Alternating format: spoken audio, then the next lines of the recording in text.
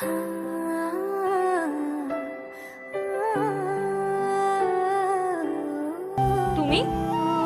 তুমি এখানে কেন আসছো? আবার অপমান করতে? অপমান করে মন ভরে নাই?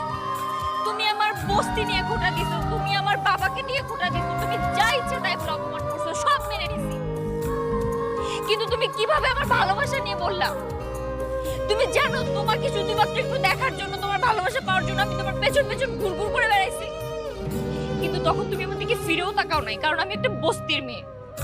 আর যেদিন যেদিন আমি ব্র্যান্ড নিউ কার থেকে নিজেকে নামাইলাম, ব্যাস ওই দিন তোমার চোখ পড়ে গেল আমার উপর। তারপর বুঝলাম যে তুমি এই আমিটাকে ভালোবাসবা হয়তো।